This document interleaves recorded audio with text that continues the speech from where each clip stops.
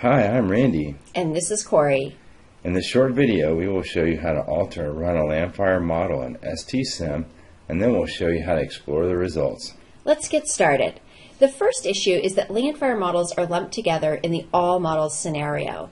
If you try to run this, you will be running every model in the set and your machine will get bogged down. You need to copy the models into individual scenarios to work with them more efficiently. Here's what to do.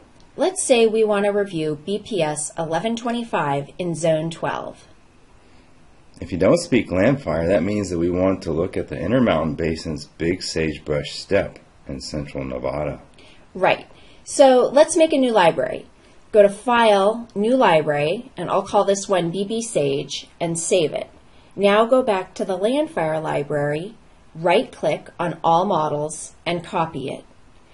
Now in your new library, right-click and paste Strata. Scroll down and select the model you want. In this case, we want 121125, and then hit OK. Now I'll expand the library and you can see my All Models copy, but when you open it up to the Pathways tab, you can see that there is only one model, just like we wanted. I'll rename this to make it easier to identify. Great, step 1 accomplished. Now I'll show you how to edit the model. Let's say we want to see what happens if wind, weather, stress transitions occur twice as often. Open the model and go to Pathways, Probabilistic Transitions. From here, I'll click on Transition Types so that we can see all the wind, weather, stress transitions together. Currently, it occurs about every 100 years. I'll change that to every 50 years, which is a probability of 0.02. Make the change and save the model. Okay, great job, Randy. I like how you changed just one thing in the model. Did you write that down? Well, I will. All right, make sure you're keeping track of changes as you go. Okay. Now let's run this baby. First, we'll check the Run Settings. On the Run Control tab, change the iterations to 3. That's enough to quickly test a LANDFIRE model. Then check the initial conditions. The LANDFIRE default is 1,000 acres and 1,000 simulation cells. We'll leave it as is. Next, check the output options. For LANDFIRE models, we want the summary output for state classes and transitions to be summarized every 500 time steps. Also, make sure to check Calculate as Interval Means. Together, these settings will allow you to graph the average S-class values and fire return intervals over the last half of the simulation. Okay, now we're ready to go. Close this window and save the model. But one more thing.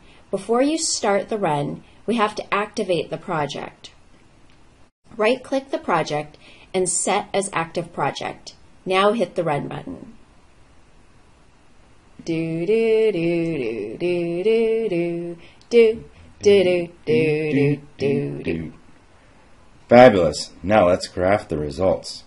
When the model is done running, the results show up in the Results section here. Click the Charts icon here.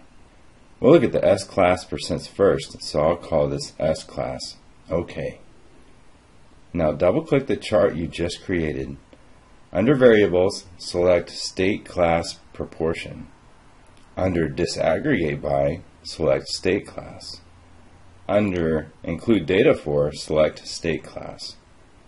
First, uncheck All, and then select the classes that apply. In this case, Early 1 open, Mid 1 open, and Late 1 closed.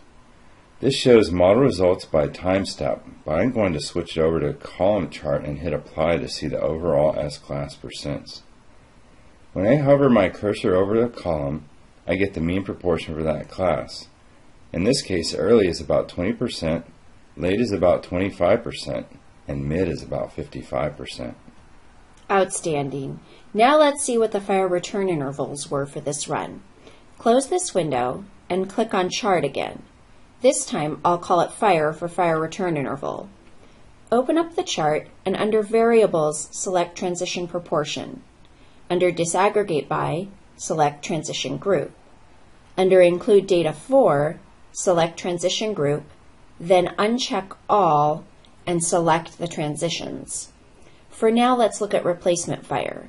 Switch the view to column, apply, and you can see that the mean fire probability was 0.0109, which translates to a 90-year return interval.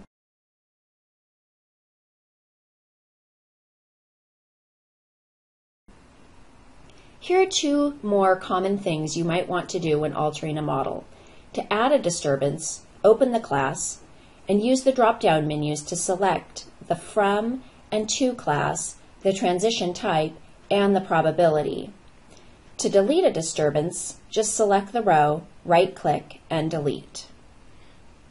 Hey, you get all that? If not, you can also go to our tutorial documents or contact us. Also, if you go slow and pay attention, you'll figure this all out. Randy and Corey signing off.